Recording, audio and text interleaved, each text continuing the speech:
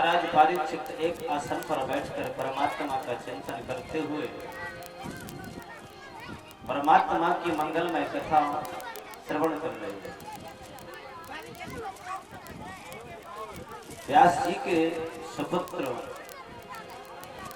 श्री सुखदेव जी महाराज अपने व्यास मंच पर बैठकर परमात्मा का चिंतन करते हुए परमात्मा की मंगलमय कथा के प्रसंग में आप लोगों ने श्रवण किया था। मनु महाराज की 3 पुत्री और 2 पुत्र हुए।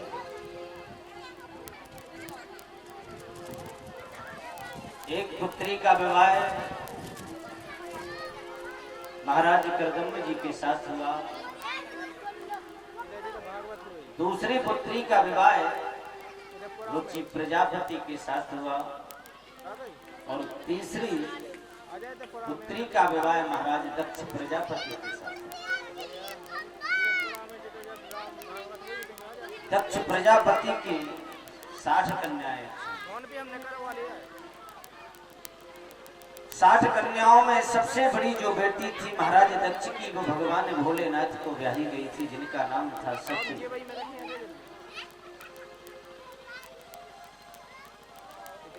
सती महारानी ने एक बार प्रभु राम की परीक्षा ली, तो जब प्रभु राम की परीक्षा ली तो भगवान भोलेनाथ ने उन्हें अपने सामने आसन दे दिया। और जब अपने सामने आसन दे दिया और महाराज दक्ष की और भगवान भोलेनाथ की बनती नहीं थी, क्योंकि ये ससुर दामाद थे, इनकी बनती नहीं थी,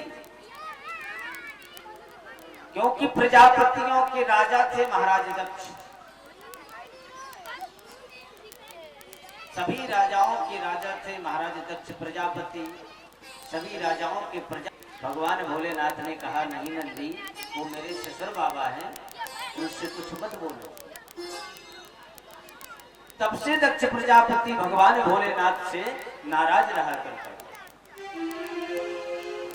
एक बार दक्ष प्रजापति ने बड़ा सुंदर यज्ञ किया, समस्त देवताओं को निमंत्रण दिया, लेकिन भगवान भोलेनाथ को निमंत्रण नहीं दिया। और जब भगवान भोलेनाथ को निमंत्रण नहीं मिला, देवी जी जब निमंत्रण नहीं है तो बिना निमंत्रण के हम कैसे आएंगे, बिना निमंत्रण के कैसे जाएंगे। माता सती ने कहा, प्रभु मेरे पिताजी ने निमंत्रण तो भेजा होगा, लेकिन कहीं निमंत्रण रुक गया। माता सती ने विनय की, प्रभु यज्ञ देखने के लिए जाना है, लेकिन भगवान भोलेनाथ मौन बैठे हुए। सती माता ने कहा, देखो प्रभु आपको नहीं जाना है तो ना जाओ, लेकिन मुझे तो अपने पिताजी के यहाँ यज्ञ देखने जाना है, मुझे अपने पिताजी के यहाँ यज्ञ देखने जाना है। भगवान भोलेनाथ बेचारे बैठे शांति से। माता सती बोली, देखो प्रभु मैं चली जाऊंगी, मैं चली जाऊंगी। भगवान भोलेनाथ कुछ नहीं बोले, माता सती जाने लगी। भगवान ने एक नेत्र खोल के देखा, क्या वास्तव में महारानी सती चली नहीं है क्या?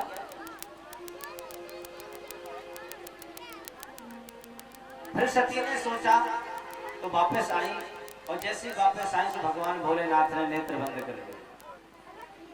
दूसरी बार कहा माता सती ने, देखो प्रभु मैं जा रही हूं। फिर जाने लगी।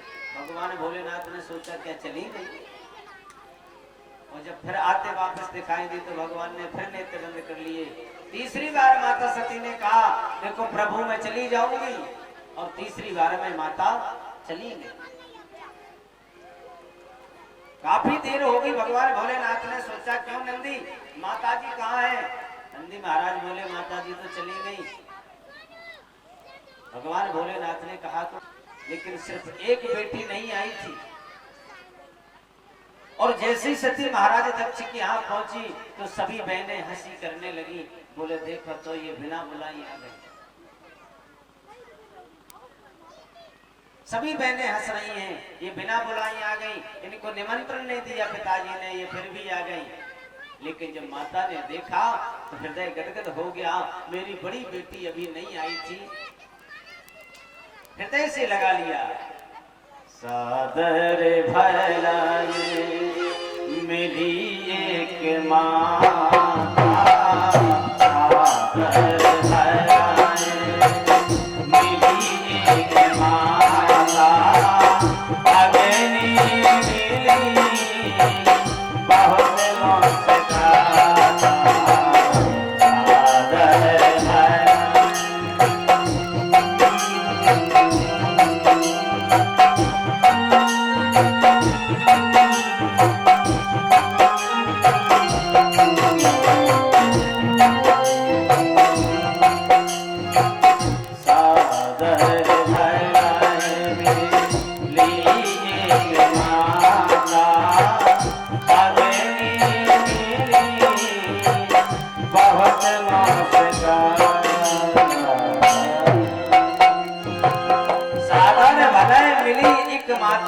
माता ने जब अपनी बेटी को देखा तो बड़ी प्रसन्नता हुई, बड़ी खुशी हुई। हृदय से लगाया उस मैया ने। सती ने पूछा, मैया पिताजी कहाँ हैं? बोले वो तो यज्ञशाला में है। और जब सती महारानी यज्ञशाला में पहुंची और यज्ञशाला में उन्होंने देखा सभी देवताओं का भाग रखा है, ब्रह्मा जी का भाग रखा, विष्णु का भाग रखा, इंद्र का भाग रखा, वरुण का भाग रखा, चंद्र का रखा, सूर्य का रखा,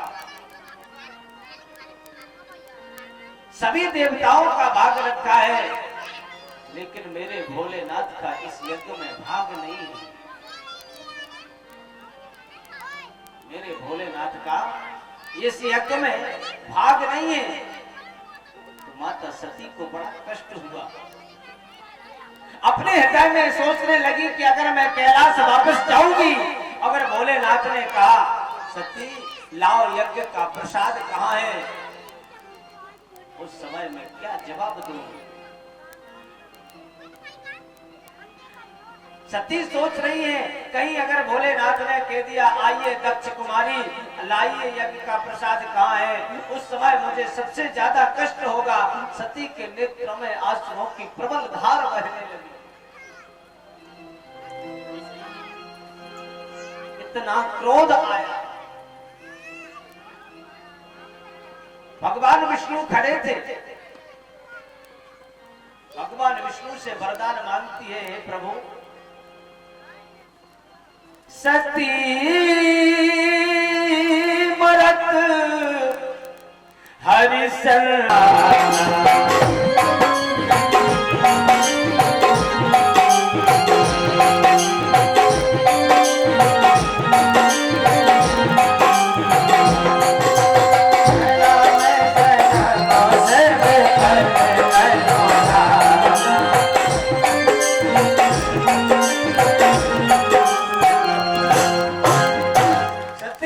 हरिशन वर मांगा और बोले प्रभु जन्म जन्म सब पद अनुरागा, जब भी मुझे पति मिले भगवान भोलेनाथ मिले। इतना क्रोध माता सती को आया, इतना क्रोध आया कि अपने आप शरीर से अग्नि प्रकट हो गई। और जब सती माता ने अपने प्राणों को त्याग दिया,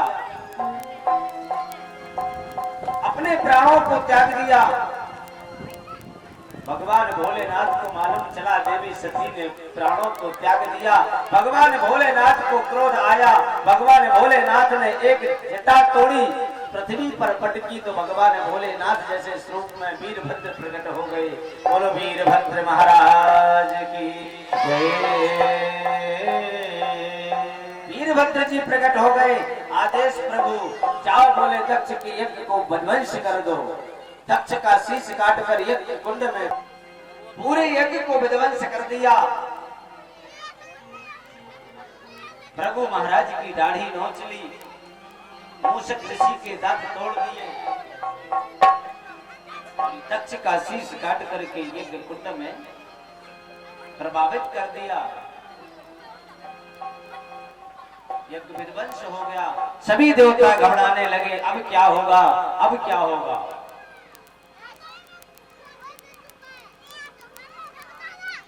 और भगवान भोलेनाथ पहुंचे और माता सती के उस अध जले अंग को अपने कंधों पर रखकर लाए और जहां जहां रक्त गिर गया वहीं वहां सिद्ध पीठ बन गई।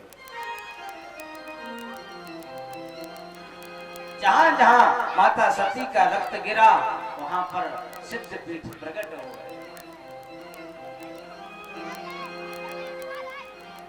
बड़ा कष्ट हुआ भगवान भोलेनाथ को। एक बार फिर देवता इकट्ठे हुए, भगवान भोलेनाथ से निवेदन किया, प्रभु यज्ञ पूर्ण कर दो। तो बकरे का शीश लगा करके दक्ष को, इसके बाद फिर जीवित किया दक्ष को, तब यज्ञ पूर्ण हुआ।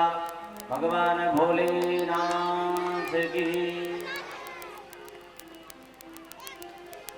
अब एक राक्षस और प्रकट हो गया, तारकासुर ने वरदान मांगा था कि मैं भगवान भोलेनाथ के पुत्र से मेरी मृत्यु होगी।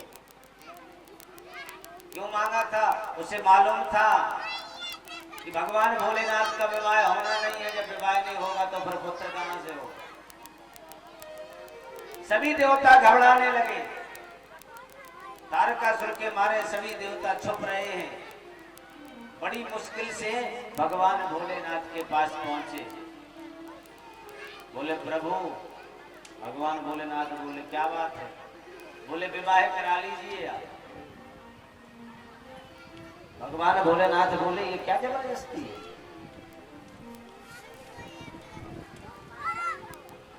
सभी देवता विनय करते हैं, बोले त्रिये लगात ताप नसाबर, ये तारक भव अत्याचारी,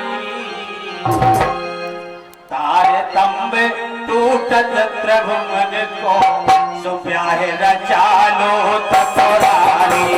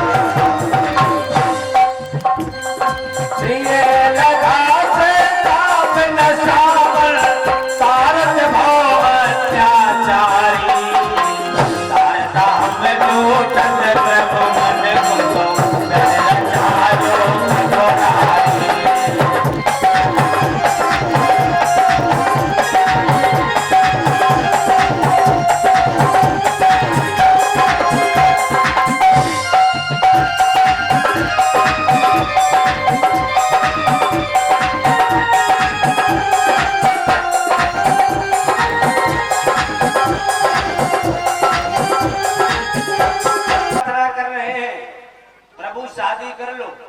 भगवान भोलेनाथ बोले ये भी कोई जबरदस्ती होती है कि शादी कर लो? क्योंकि देवताओं को मालूम था जब तक भगवान भोलेनाथ का विवाह नहीं होगा, उनका पुत्र नहीं होगा, तब तक तारकासुर का वध नहीं होगा। भागवत जी ने बड़े सूक्ष्म रूप में भगवान भोलेनाथ का विवाह लिखा है। भगवान भोलेनाथ बोले किसके साथ विवाह कर लूं? बोले हिमांचल की पुत्री पूछता है।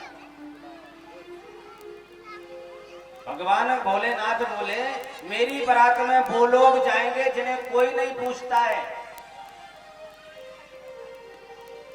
और ऐसे ऐसे बाराती महाराज। बड़ा सुंदर श्रृंगार किया भगवान भोलेनाथ का। मैं थोड़ा श्रृंगार का वर्णन कर दूं।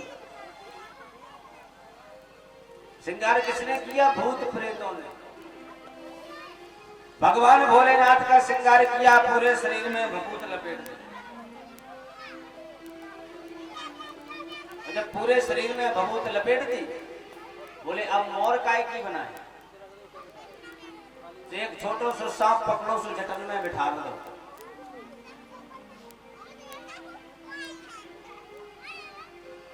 बोले कंगन का बांधना है, वो एक सर्प लपेट दिया हाथ में, बोले ये कंगन बन गया।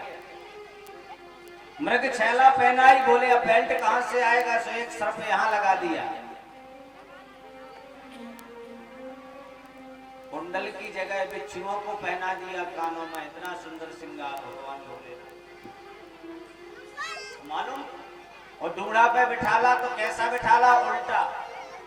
दूढ़ा जा रहा है आगे, भगवान भोलेनाथ का मुंह पीछे से।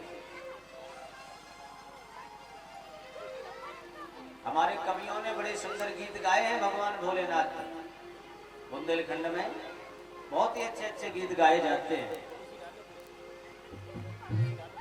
बोले पर्वत से सजने चे उतरी,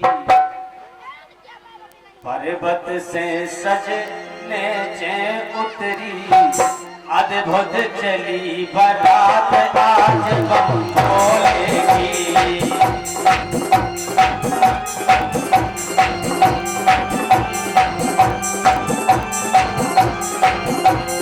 पर्वत से सजने चे उतरी, अद्भुत चली बारात आज बम भोले की।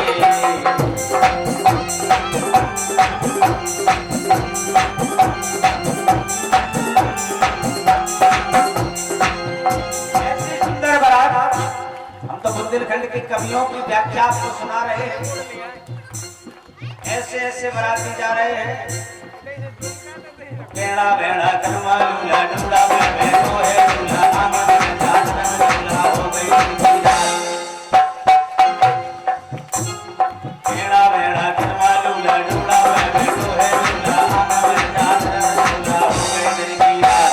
तो गाओ की मानत रंजा, अपनी अपनी बात आज बम भोले की।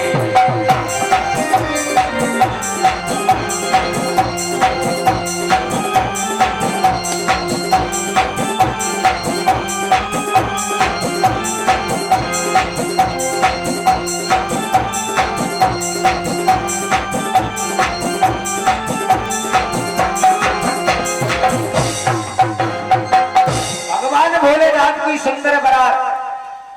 सबसे पहले विष्णु भगवान पहुंच गए राजा हिमांचल के यहाँ। मैना ने देखा, बोले ये है क्या दूल्हा? अरे बोले ये नहीं है, ये तो दूल्हा के मित्र हैं।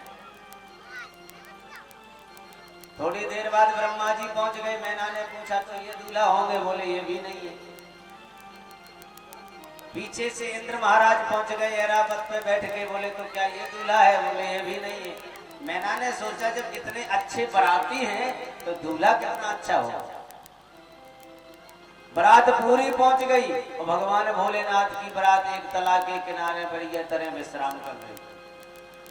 भूत प्रीत नाच रहे। ऐसे ऐसे बाराती गए महाराज, आगे बता रहे हैं हम। और जैसे जनवासी में बारात पहुंची महाराज, तो सब लोग जाते हैं ना, चलो बारात को नाश्ता करा दें, बारात को भोजन करा दें। और भोजन कराने वाले, नाश्ता कराने वाले पहुंच तो गए, लेकिन फिर ऐसे कपड़े होते खड़े खड़े, परसवे की तो हिम्मत नहीं बन रही। पंगत बैठी, सभी बाराती बैठे भोजन के लिए। अब एक जने बैठे थे, उनको केवल इतना मूड है तो वो आंखें लगी थी माथे में 15-20 ठिया।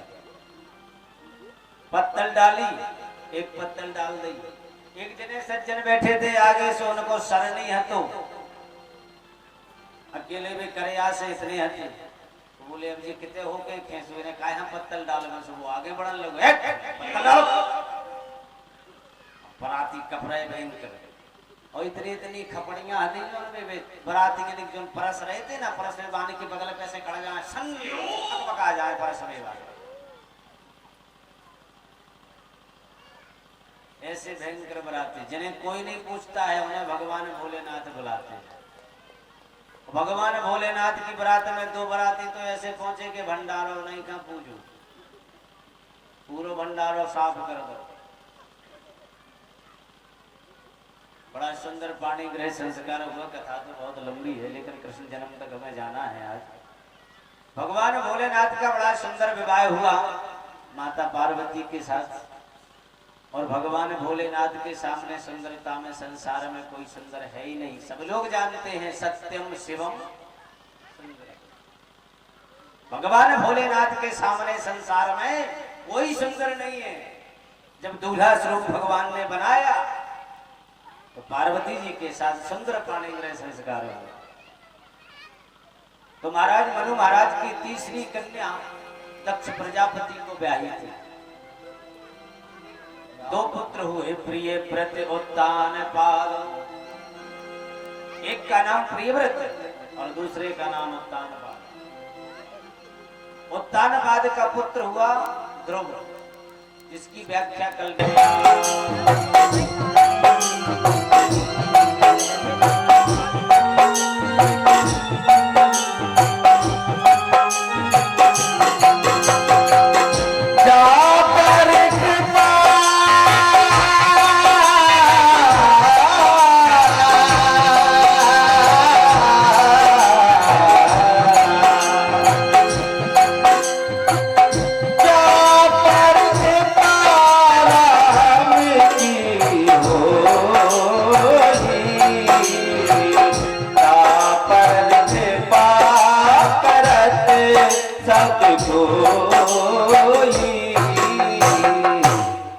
प्रभु की कृपा जिस पर हो जाए उस पर संसार कृपा करता है। जिस पर प्रभु की कृपा नहीं होती है उसे संसार ठुकराता है। प्रभु की कृपा से ध्रुव जी के स्वागत के लिए हाथी घोड़ा पालकी बैंड बाजे सब पहुंच गए। जब ध्रुव जी अपने भवन में आए तो सबसे पहले अपनी माता विमाता से मिले। विमाता के चरणों में प्रणाम किया ध्रुव ने। विमाता ने कहा ध्रुव मेरी सीख तो लिया, सीखने के बाद सुनाया नहीं है। इसके बाद पिताजी ने पुरुषोक्त याद करने के लिए दिए। महाराज पुरुषोक्त भी महाराज भरत ने याद किए लेकिन सुनाए नहीं। पिताजी पूछे बेटा बताओ तुमने क्या सीखा? तो ये जड़ के भांति खड़े रहते थे इसलिए इनका नाम हो गया जड़ भरत। और जब इनने मंत्र नहीं सुनाए पिताजी को तो इनकी ड्यूटी लगा दी खेत पे। जाओ खेत पे जो पक्षी चुनने के लिए आते हैं इनको भगाओ। भरत जी खेत पर पहुंचे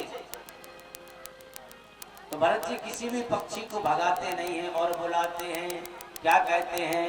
बोले राम की चिड़ैया राम के खेत खाओ चिड़ैया भर भर पेट।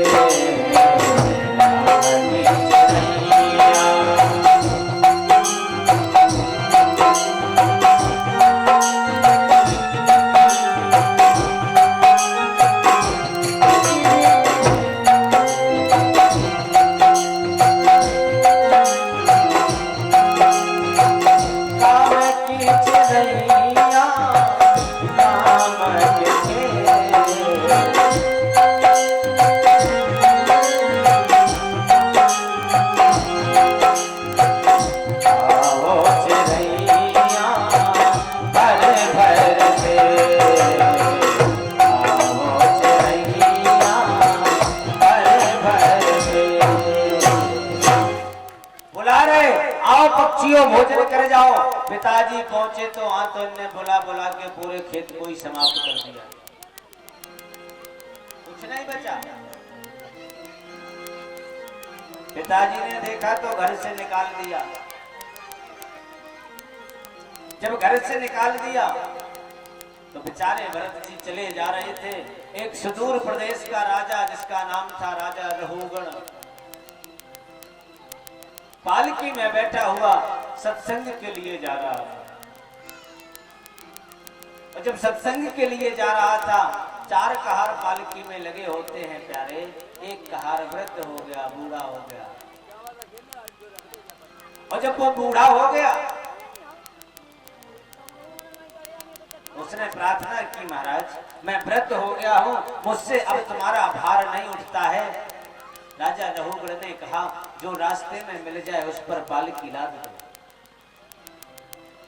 जो भी रास्ते में मिल जाए उस पर पालकी लाद दो। महाराज भरत मिले, भरत के ऊपर जबरदस्ती पालकी लाद दी। अब भरत बेचारे, उनका नियम था कि 5 कदम आगे देख के चलते थे, कहीं मेरे पैर के नीचे चींटी भी न समाप्त हो जाए, इसका वो ध्यान रखते थे। और पालकी रखी कंधे पर, और जैसे चींटी दिखाई दी महाराज भरत को, तो भरत जी ने छलांग लगा दी। और जब भरत जी ने छलांग लगाई प्यारे, तो विचारे करो, जब लादने वाला छलांग लगाएगा तो बैठने वाले की क्या दुर्दशा होगी, ये तो आप समझते हैं। राजा रहुगण ने कहा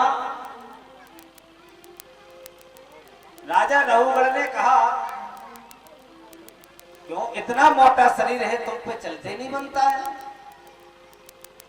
दूसरी बार फिर जब चींटी दिखाई दी तो महाराज भरत ने फिर छलांग लगा दी।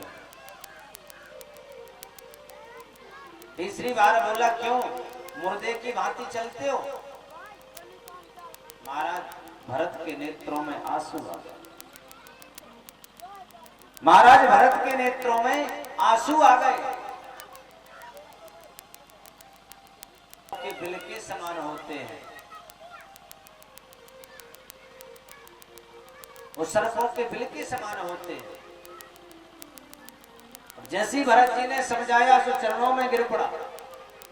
महाराज कौन हो आप? बोले ये तीसरी गलती कर दी तुम कौन हो? अरे राजन जो तुम हो सो हम हैं, और ईमानदारी से हम अपने आप को नहीं पहचान। हम कौन हैं प्रयास करना समझने के लिए मैं समझाता हूं। चूल्हे का संबंध होता है लकड़ी से, चूल्हे का संबंध होता लकड़ी से, लकड़ी का संबंध होता अग्नि से, अग्नि का संबंध होता बर्तन से, बर्तन का संबंध होता जल से, और जल का संबंध होता है चावल से।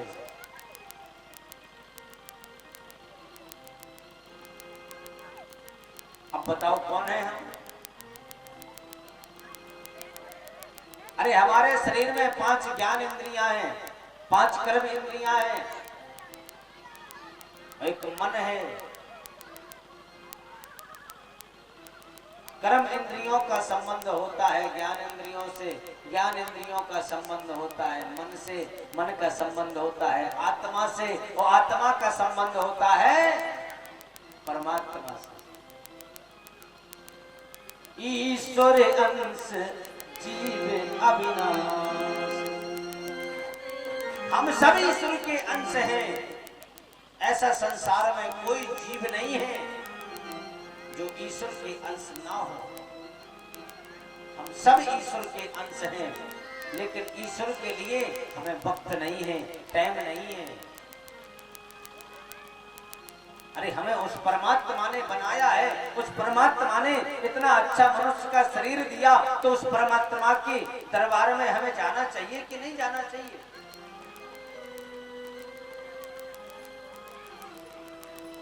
धन्य है आपके परिवार को त्रेता में तार दिया पूरा परिवार। आज तक के लिए नहीं रहे, त्रेता में उद्धार कर दिया। क्या कह रहा है केवट? क्या कह रहा है भगवान से? मुझे चरणों की रज चाहिए, न चाहिए नाथ उतराई।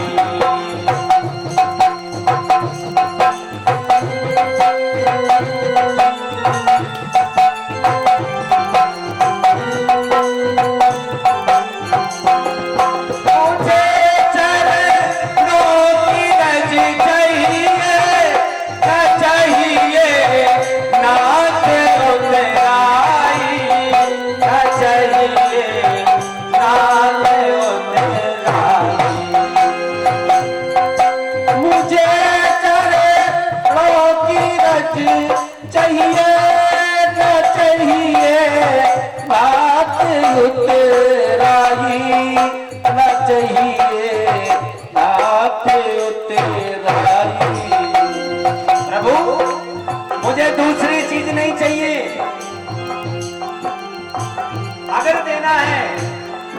मुझे चरणों की रज चाहिए, चाहिए नाथ उतराई।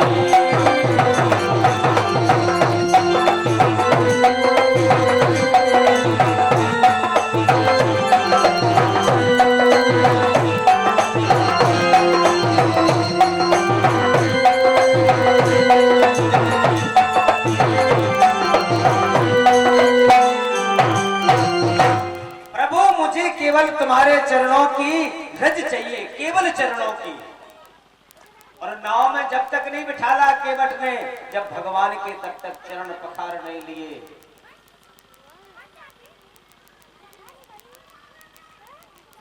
अति आनंद उमंग अनुरागा, और चरण सरोज पखारन लागा।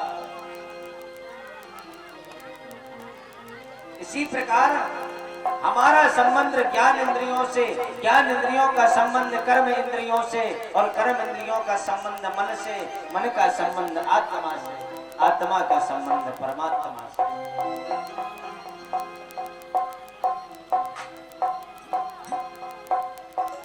जड़ भरत जी ने महाराज राहुगढ़ को समझाया, और समझा करके उसका उद्धार किया। बोलो गोविंद भगवान की। ये पंचम स्कंद की कथा थी। आइए षष्ठम स्कंद में केचद के विलया भग, और जब विवाह कर लिया तो इनका पांडित कर्म समाप्त हो गया। कर लो बातें कर लो आप लोग, कथा तो ऐसी है 3 दिन बाद हो जाए। कर लो बात, पूछ लो काल लोग को चंजा बनी थी कि नहीं। कथा तो ऐसी है 3 दिन और है, तुम्हारे कर लो बात। कौन पेट में बात नहीं कटा तो ना समस्या तो जाए। अब कछु सुन के आई हुए तो सुना रही हूँ फलानी।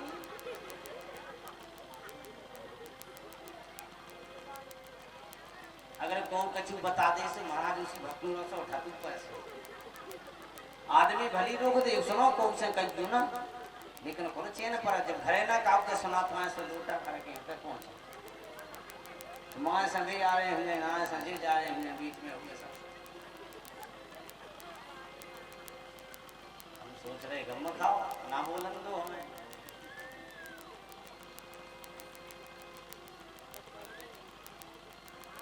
कथा आज भगवान का जन्म है, प्रेम से सुन लो। बातें तो होना ही है रोज, जो हम जाना रोज काम होने। भाई आलू की सब्जी रोज बनने, वो कछू नहीं, लेकिन जो कथा हो रही है ये नहीं मिलेगी। इसको तो आपको सुनना ही पड़ेगा। धन्य है इस नगर की माताएं, कार्तिक के महीने में जैसे कथा श्रवण करने को मिल रही है। अरे कार्तिक के महीने में तो अच्छे अच्छे को कथा नहीं मिलती है सुनने। धन्य जाऊंगी बड़ी भोर महिरा लेके आ जाऊंगी बड़ी भोर। एक जगह क्या हुआ, एक जगह कार्तिक कर लिया तो इसका पानी पीना सब लोगों ने बंद कर दिया, जल पीना बंद कर दिया, इसका पांडित कर्म बंद हो गया। और जब पांडित कर्म बंद हो गया तो ये डकैती डालने लगा, चोरी करने लगा, चोरी करने लगा। अब कोई पांडित कर्म ना करावे इससे। एक दिन अयोध्या धाम से संत मंडली चली और वृंदावन धाम जा रही थी। और वृंदावन धाम जाके जा रही थी, रास्ते में संध्या का समय हो गया। ब्राह्मण संतों ने पूछा, ये बताओ इस नगर में कोई ब्राह्मण देवता है? इस नगर में कोई ब्राह्मण देवता है? बोले हाँ। कौन है? बोले अजामिल। बेचारे संतों को क्या मालूम था कि अजामिल दुष्ट है। संत मंडली पहुंच गई। संतों ने पूछा क्यों नहीं जल पिला सकती हो? बोले मैं एक गणिका हूँ, वैश्या हूँ। संत जाने लगे, और जब संत जाने लगे तो चरणों को पकड़ लिया वैश्या ने। अरे प्रभु, मेरे हाथ का जल नहीं पी सकते तो ना पियो, मैं रस्सी बाल्टी आपको देती हूँ, अब कुआं से खींच के जल पी लो। संतों ने कुआं से जल निकाला, पान किया, गणिका ने सूखा आटा दे दिया। संतों ने बड़ा सुंदर भंडारा बनाया, प्रसाद लगाया, गणिका को प्रसाद दिया और संत मंडली एक चबूतरे पर सो गए। अर्धरात्रि के समय आए अजामिल जी, और जैसे आए समय देखो बोले अच्छा जी इतने संत महात्मा हमारे दरवाजे में क्या कर रहे। अंदर पहुंचे, बोले संत मंडली कहाँ से आई। गणिका बोली तुम्हें काले ले देने, बेचारे अयोध्या से आए, वृंदावन जा रहे, का मतलब है। अच्छा पत्नी को बहुत डरता था, पत्नी को बहुत डरता था। बोला कोई बात नहीं, अगर तुमने एक दिन धर्मराज के दूतों ने भेज दिया और धर्मराज ने अपने दूतों को भेजा, जाओ अजामिल को पकड़ के लाओ। अजामिल को पकड़ने के लिए धर्मराज के दूत आए और जैसे ही इसके गले में फांसी डाली खींचने लगे, अजामिल चिल्लाने लगा, दूरे कृणा का सक्तम पुत्रम नारायणम। ए नारायण बचाओ, नारायण बचाओ, नारायण बचाओ।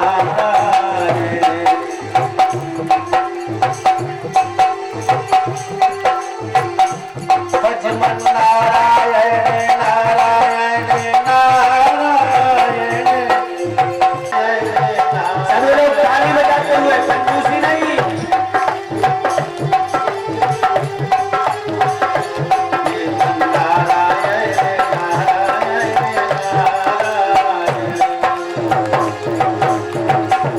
भजमन नारायण